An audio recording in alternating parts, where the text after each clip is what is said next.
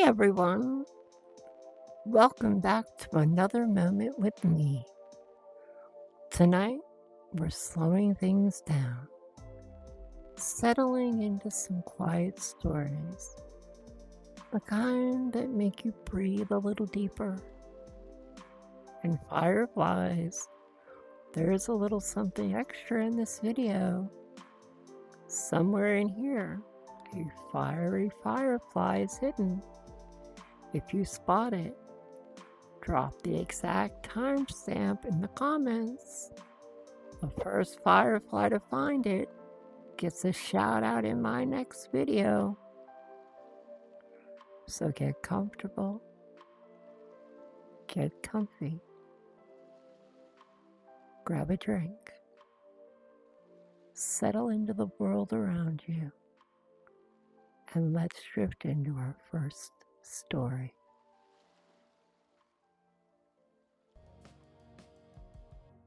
Our first story is called The Bench by the Lake.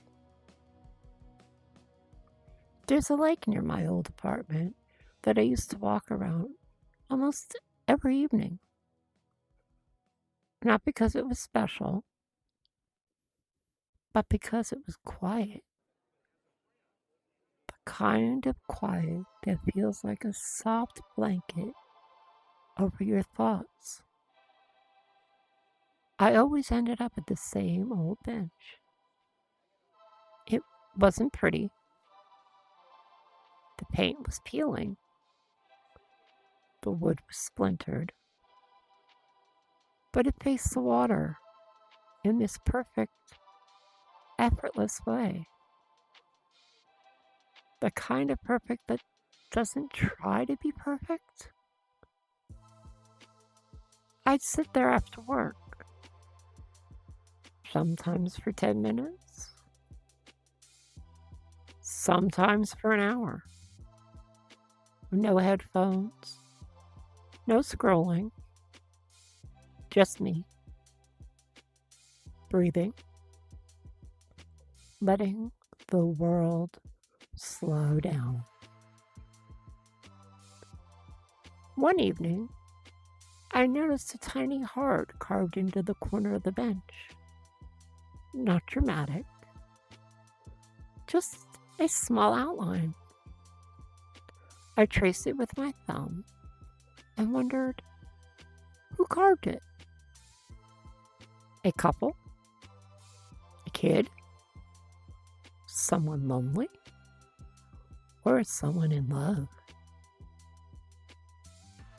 Weeks passed, and the little heart became part of my ritual, a quiet companion.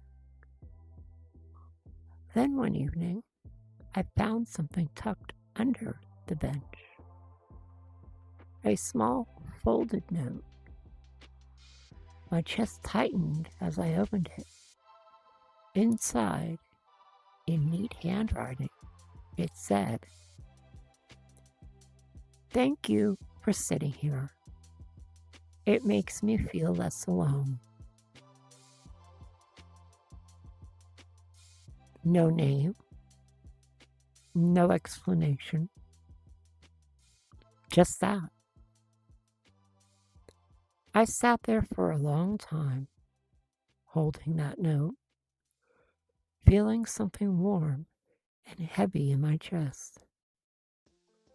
I didn't know who wrote it.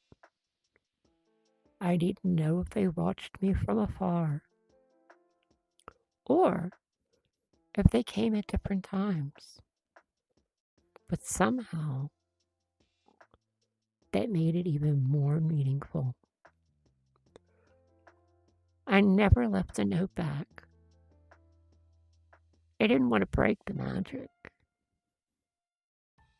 I just kept sitting there, hoping that they could feel the quiet company we shared, even if we never met. Years later, I moved away, but sometimes, when life feels too loud, I think about that bench, a carved heart, The anonymous note: two strangers connected by silence. And I hope that bench is still there. I hope someone else is on it now. And I hope they feel a little less alone too. Sometimes the quiet places in our lives show us more than we expect. And that brings me to another moment of stillness.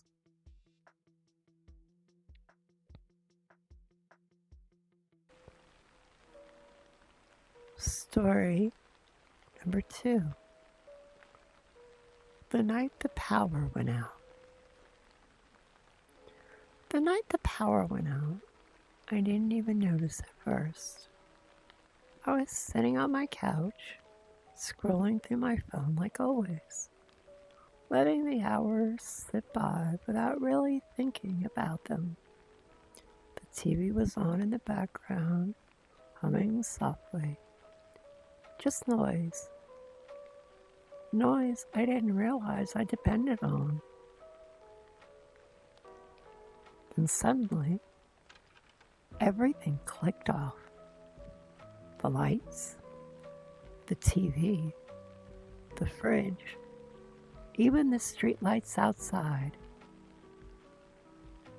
The silence hit me like a wave. It wasn't just quiet. It was deep quiet.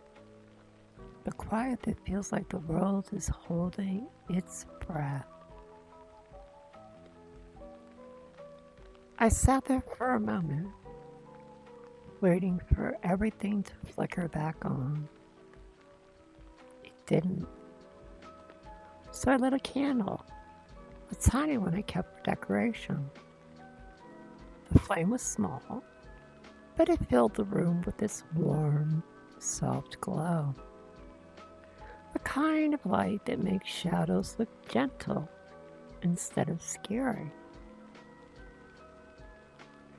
With nothing else to do, I sat by the window.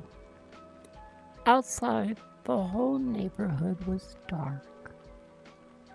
No porch lights, no headlights, no blue glow from TVs behind curtains. Just darkness. The faint outline of houses under the moon. I realized how long it had been since I'd experienced real stillness. No notifications, no background noise, no distractions, just me breathing in the quiet. After a while, I stepped outside. A few neighbors were sitting on their porches, talking softly. Kids were running around with flashlights, laughing like the blackout was the best thing ever. Someone lit a lantern. Someone else brought out a guitar. It felt like the whole neighborhood had been unplugged from the world and plugged back into each other. I sat on my porch for almost 2 hours, just listening. Crickets, the wind, my own thoughts, the ones I usually drown out with noise. When the power finally came back, everything snapped back to life again. The hum returned, the lights flickered on, the TV resumed its show like nothing had happened, but I didn't turn anything back on. I blew out the candle, sat back down by the window, and let the quiet linger a little longer. Sometimes I think the world goes dark on purpose, just to remind us what we've been missing.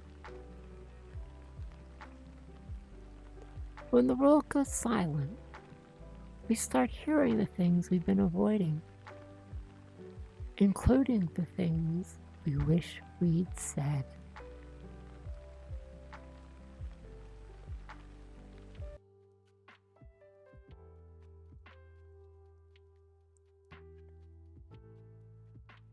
Our third story is called The Apology I Never Sent. There's someone I used to be close to, someone who mattered more than I ever admitted. We were friends for years, the kind of friends who talked every day, who shared secrets, who knew each other's moods without asking. And then one day, everything fell apart. Not because of one big fight, not because of 100 small misunderstandings. Moments where we both assumed the worst instead of talking it out. Moments where silence felt easier than honesty. Eventually, the messages got shorter, the calls stopped, the distance grew louder, and before I realized it, we weren't us anymore.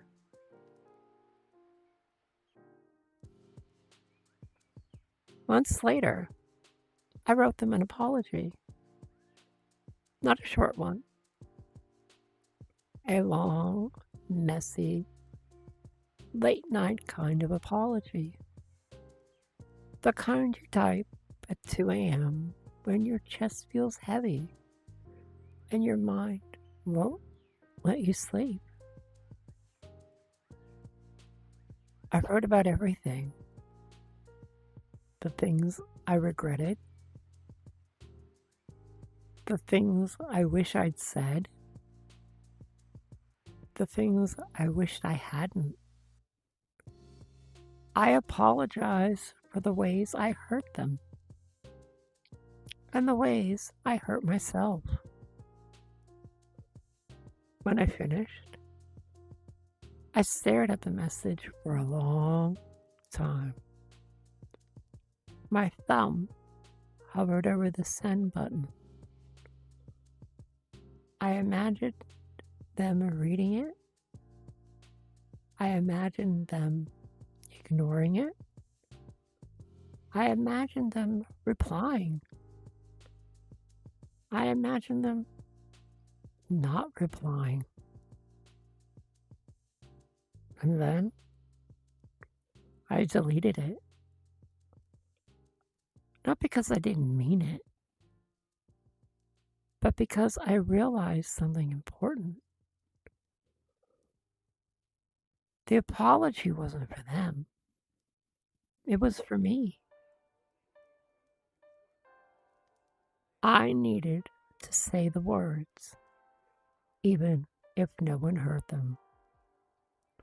I needed to acknowledge the mistakes I made, the person I was, the person I wanted to become. Sometimes closure isn't a conversation. Sometimes it's accepting that the past can't be rewritten, only understood. I still think about them sometimes, not with sadness, but with gratitude. They were part of my story, a chapter that ended, but still mattered. And maybe one day our paths will cross again. And maybe they won't. But either way, I've made peace with it.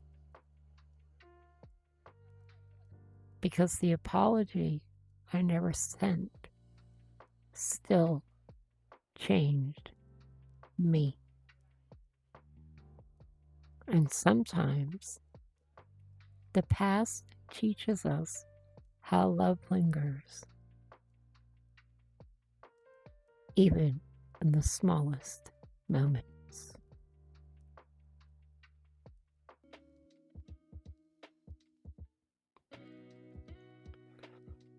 Our fourth story is called The Man Who Danced Alone.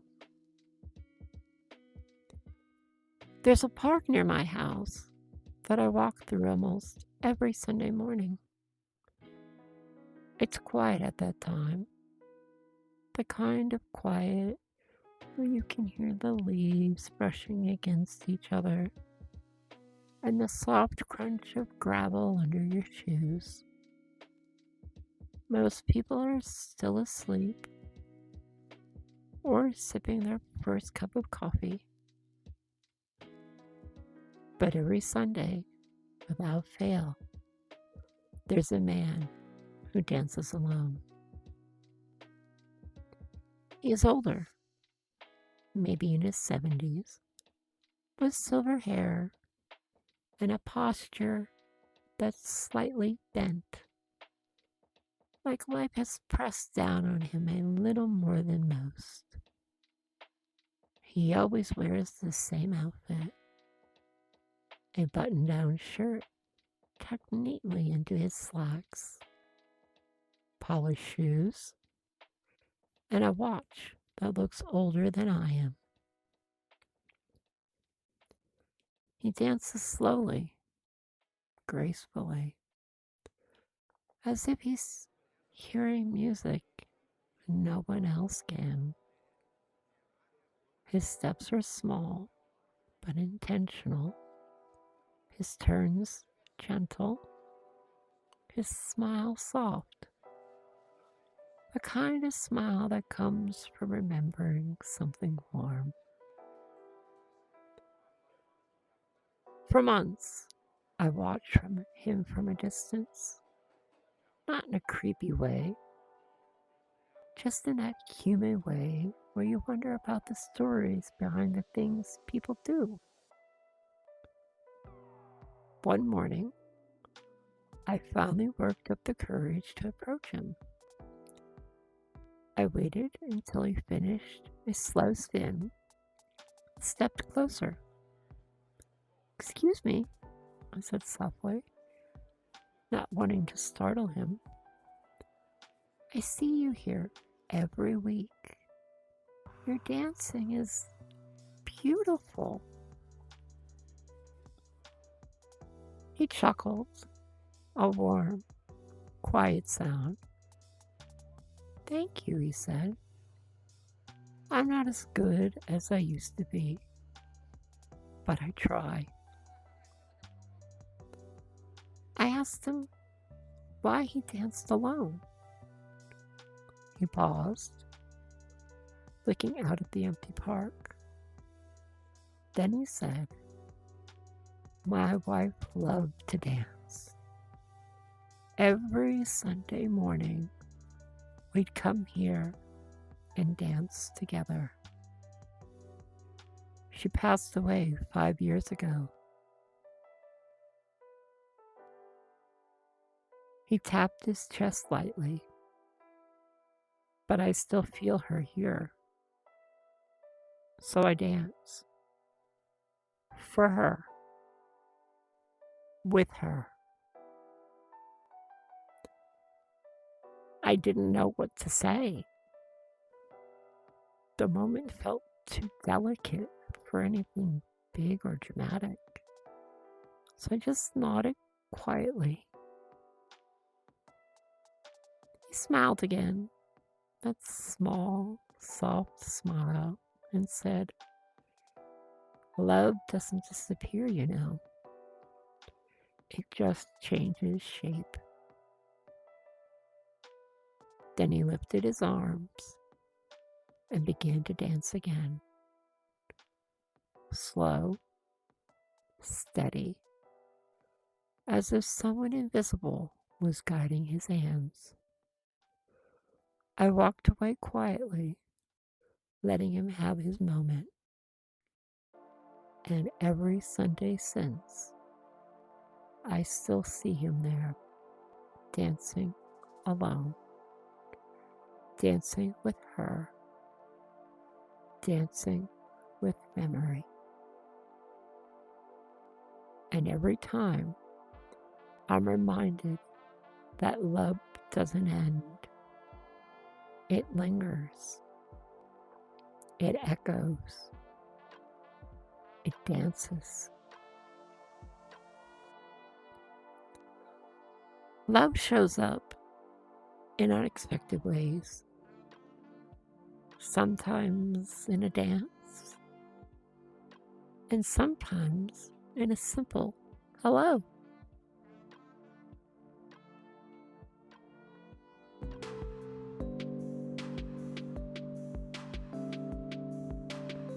Our fifth story is called The Girl in the Red Scarf. There's a cafe near my apartment that I go to more often than I should. It's small, cozy, always smelling like cinnamon and warm bread. The kind of place where the barista knows your order before you even reach the counter. And for months, I kept seeing the same girl there. She always wore a red scarf, even on warm days. She always sat by the window. She always had a book with her, a different one every time. I never talked to her. I just noticed her. The way you notice a song you like, but don't know the name of. One day, the cafe was unusually crowded. Every table was taken except the one next to mine. She walked in, looked around, and then smiled. A small, polite smile before sitting down beside me. For a few minutes, we sat in silence. She read her book. I pretended to scroll my phone, but I wasn't actually reading anything. Then she closed her book, looked at my drink, and said, "You always order the same thing. Is it really that good?" I froze. She noticed me. She noticed me. We ended up talking for hours about books, about music, about why she always wore the red scarf. And she said it was a gift from her grandmother. The last thing she gave her before she passed away. Wearing it made her feel close to her. When the cafe closed, we walked outside together. The air was cold, and she wrapped the scarf tighter around her neck. Before we parted ways, she said, "Same time tomorrow?" We met again and again and again. Now, every winter, She still wears that red scarf. But she says it's not just because of her grandmother anymore. She says it reminds her of the day we met. The day she finally talked to the person she'd been noticing too. Sometimes love doesn't arrive loudly. Sometimes it sits quietly by a window, waiting for you to say hello. And when life changes us, we're left to rediscover who we are, one small step at a time.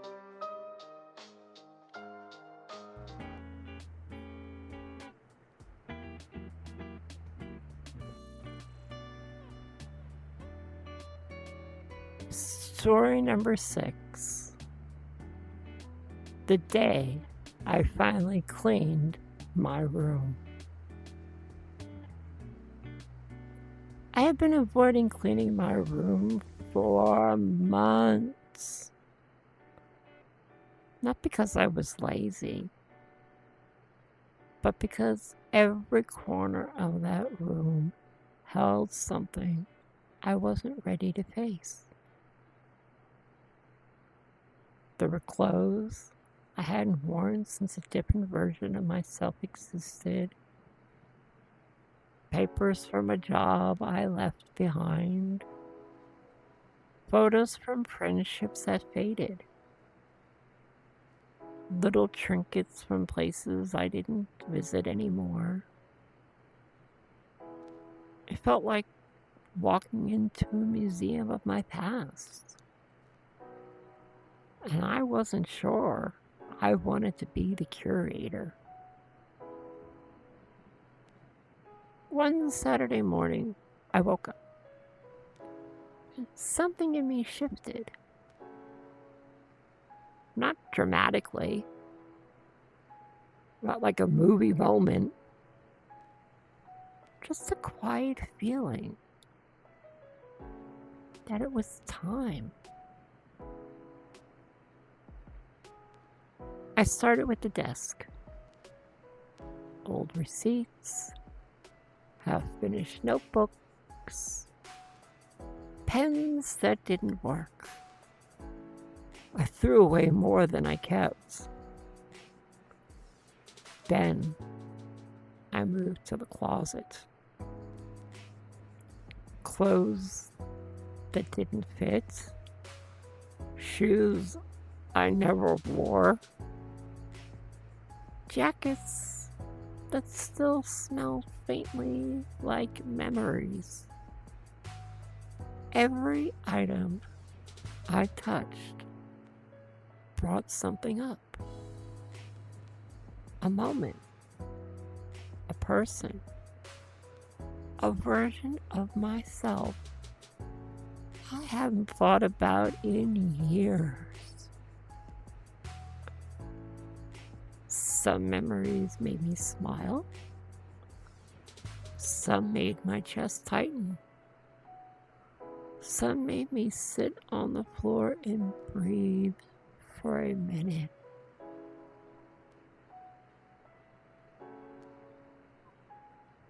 Then I found a box under my bed. Inside were letters. Real, handwritten letters. From someone I used to be close to. Someone who mattered. Someone I lost. I read a few, then stopped. The words felt like echoes from a life I didn't live anymore. Put the letters back in the box. But this time, I didn't shove it under the bed. I placed it gently on a shelf, not hidden, not forgotten, just acknowledged.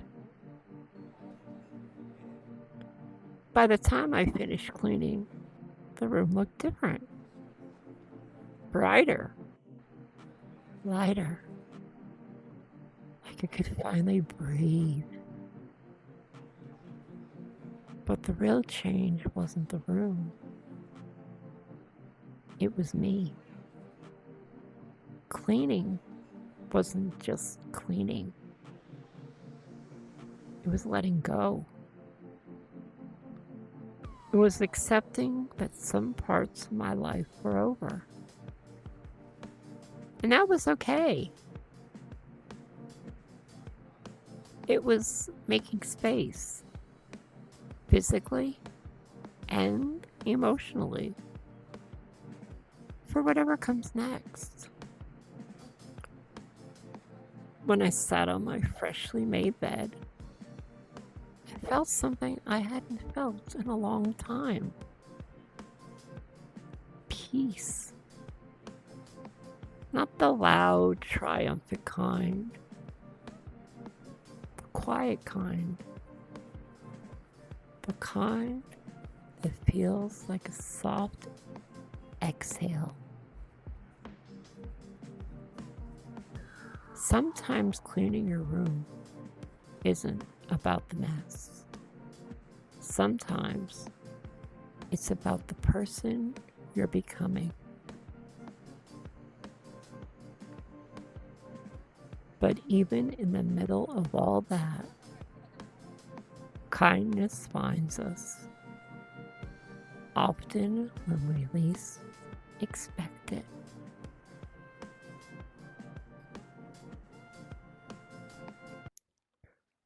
Story number 7.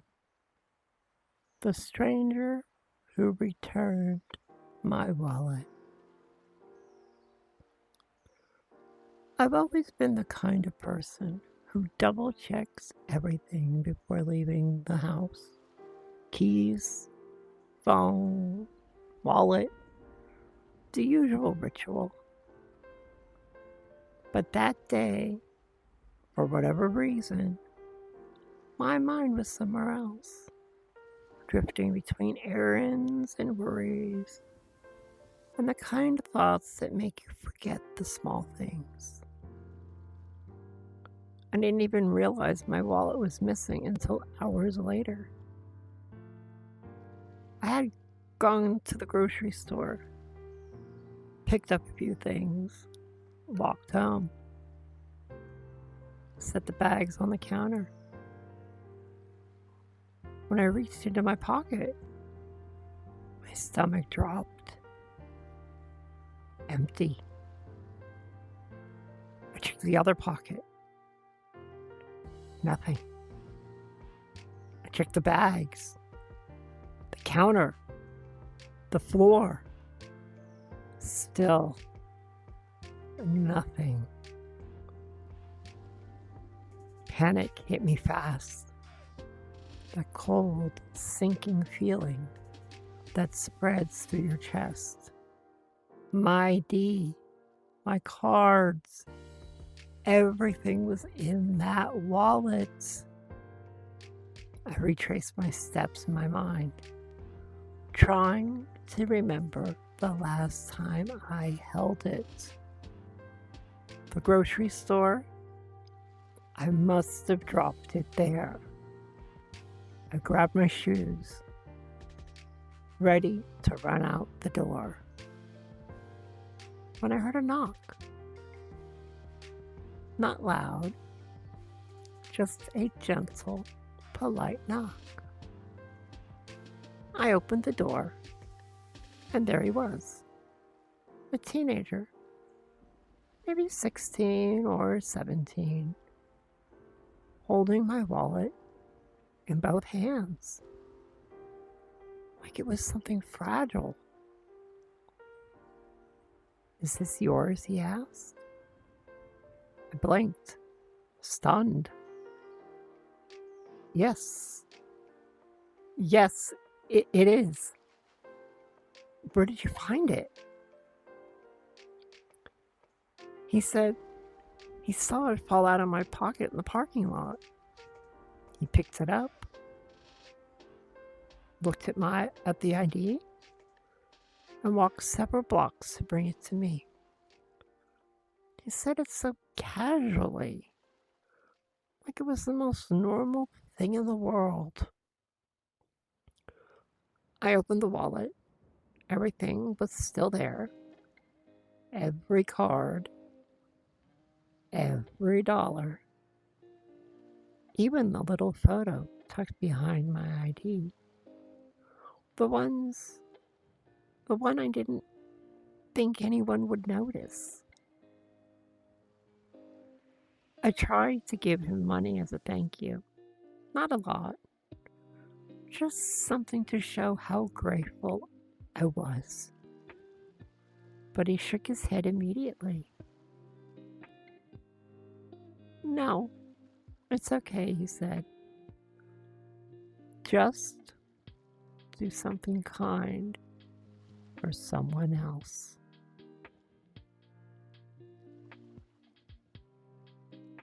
Then he smiled. A small, shy smile, and walked away. I stood there for a long moment after he left, holding the wallet against my chest. It wasn't just the honesty that got to me, it was the effort. He didn't just turn it into the store. He didn't leave it somewhere for me to find. He walked all the way to my house because he figured I'd be worried. And he was right. For the rest of the day, I kept thinking about him, about how easy it would have been to ignore it, about how rare it feels sometimes to see someone go out of their way for a stranger. But the truth is, kindness is everywhere.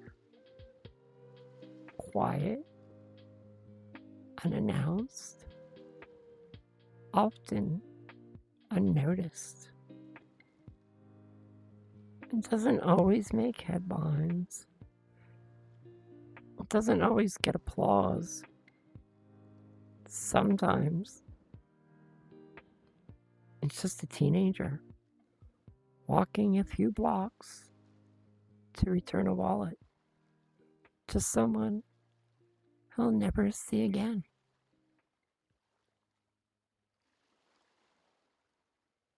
I never learned his name,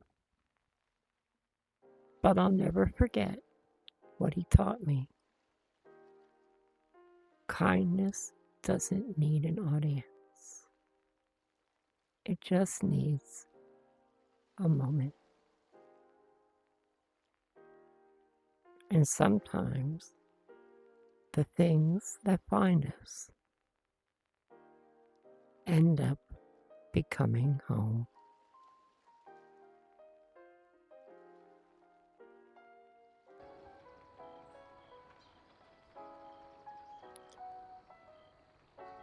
This is for all our cat lovers out there.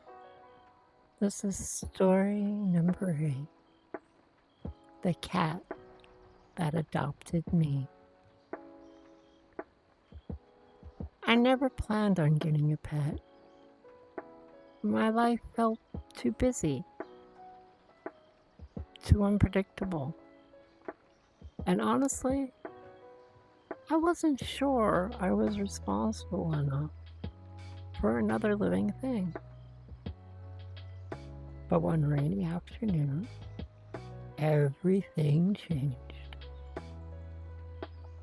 I was coming home from work, soaked from the storm, when I heard this tiny sound near the bushes by my apartment building. A soft, shaky little meow, barely there, barely strong enough to be heard over the rain. I crouched down, and there she was, a small, scruffy cat, fur matted, eyes wide, shivering like she was holding on to her last bit of strength. She looked at me, and something in my chest just cracked open. I held out my hand, expecting her to run, but instead, she stepped forward, slowly, carefully, like she was choosing me. I scooped her up and tucked her inside my jacket. She didn't fight. She didn't scratch. She just curled into me, like she'd been waiting for someone to come along. When we got inside, I wrapped her in a towel and gave her a little bowl of tuna I had in my pantry. She ate like she hadn't had a meal in days. Then she climbed onto my lap, curled into a tiny ball, and fell asleep. I remember sitting there, listening to the rain against the window, feeling the warmth of this tiny creature trusting me completely. It was the first time in a long time that my apartment didn't feel empty. I told myself I'd take her to a shelter the next morning, that I'd just keep her for the night, just until the storm passed.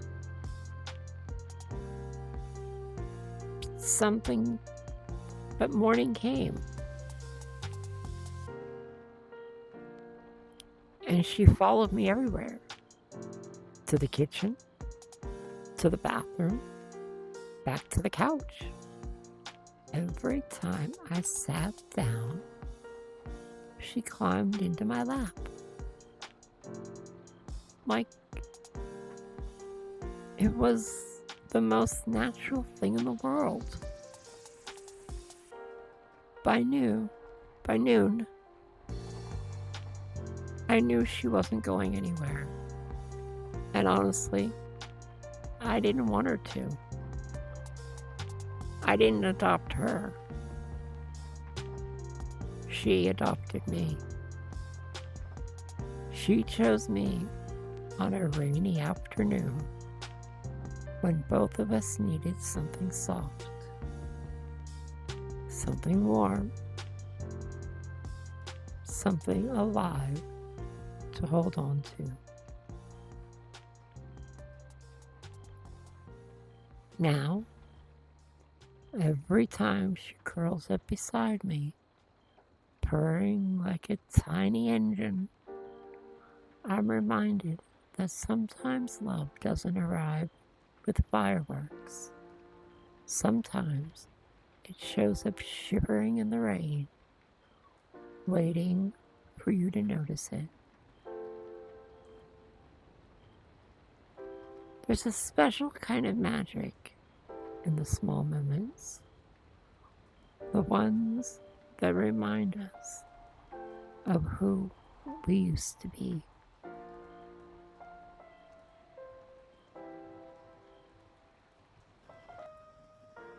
This is our story number 9. Maybe it'll bring back some childhood memories. It's called The Last Firefly of the Season. When I was a kid, summer didn't feel real until the fireflies came out. Those tiny glowing lights drifting through the warm air, like the world was full of little floating stars. As I got older, I stopped noticing them. Life got louder, busier, more crowded with responsibilities and routines. Fireflies became one of those things I remembered fondly, but never actually looked for anymore. One evening last year, I went for a walk just after sunset. The air was warm, the sky fading from orange to deep blue, and everything felt calm in that late summer kind of way. I wasn't thinking about anything in particular, just walking, breathing, letting the day settle in my chest. Then, out of the corner of my eye, I saw a tiny flicker of light. Just one. A single firefly drifting above the grass. I stopped walking, watched it float in slow, gentle circles. Its glow pulsed softly, like a heartbeat. I looked around expecting to see more, but there weren't any. Just that one.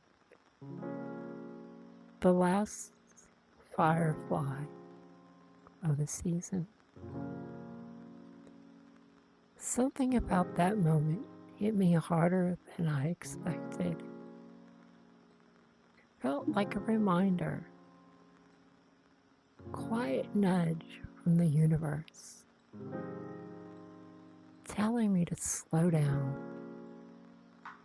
to notice things again, to appreciate the small magic I've been walking past for years. I stood there for a long time, watching that tiny light drifting through the dusk.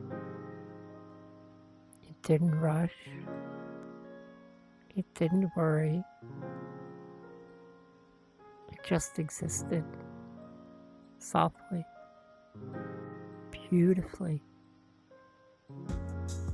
in its own little moment.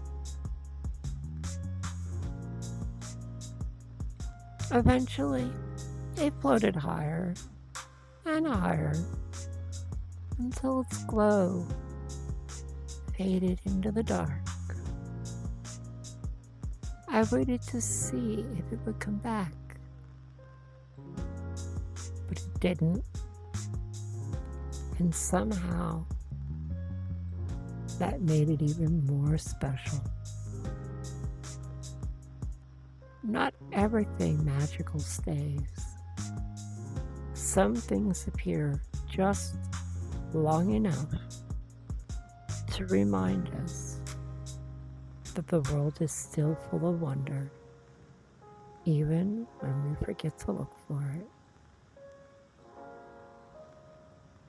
That night, walking home, I felt lighter, softer, more present, like a part of me I'd forgotten had quietly returned. Sometimes all it takes is one small light in the dark to remind you that you're still alive. And sometimes the best memories are the ones we never planned. The ones that feel like summer.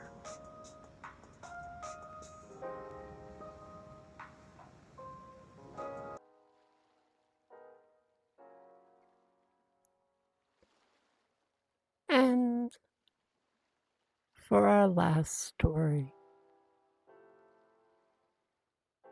the summer we forgot our phones. It happened by accident. The summer we forgot our phone. Not literally, but in the way that mattered.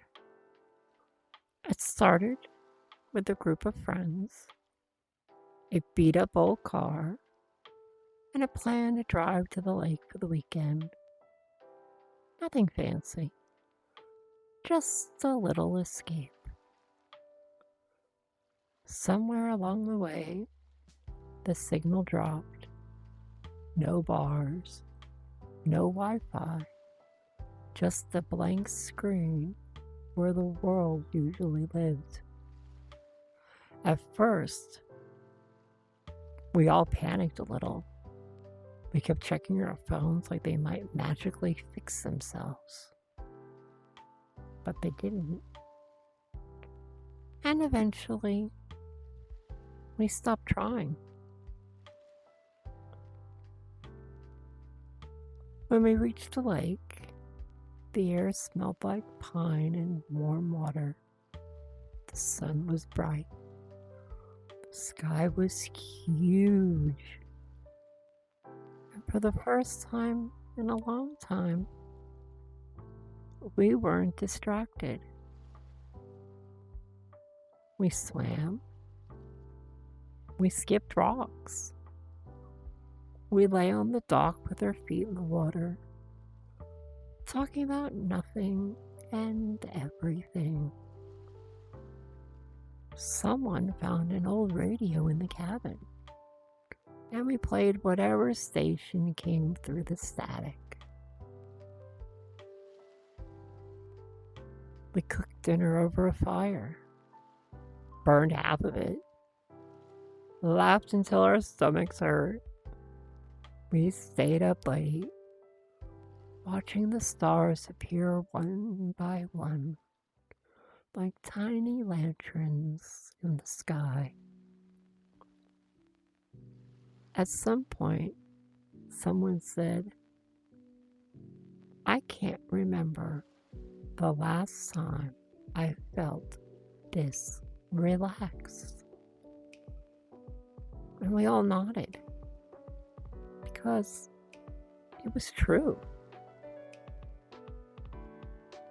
Without our phones, time felt different. Slower, softer. Like the world had taken a deep breath and invited us to do the same. The next morning, we woke up to sunlight streaming through the cabin windows. No alarms, no notifications, just the sound of birds and the gentle ripple of the lake. We spent the whole day outside, swimming, talking, napping in the shade, living in a way that felt simple and real and completely ours. When the weekend ended and we finally drove back towards civilization, our phones lit up all at once, buzzing with messages, emails, missed calls, updates, reminders. But none of us reached for them right away. We just looked at each other and smiled. Because for a little while, we remembered what life felt like without the constant noise.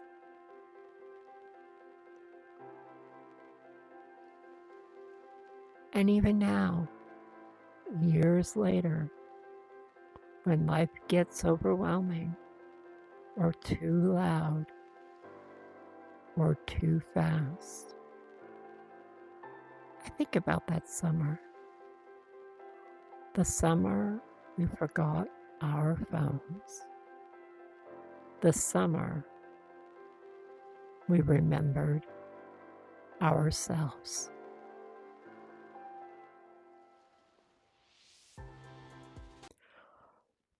Thank you for spending this time with me. These stories remind me that life is full of quiet moments, some heavy, some warm, some that stay with us long after they pass. And fireflies, don't forget, there's a fiery firefly hidden somewhere in this video.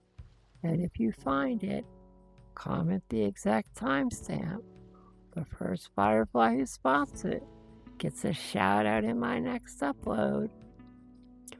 Please don't forget to like and subscribe, as I've seen that some of you may think that you're subscribed, but please make sure, as it really helps out the channel.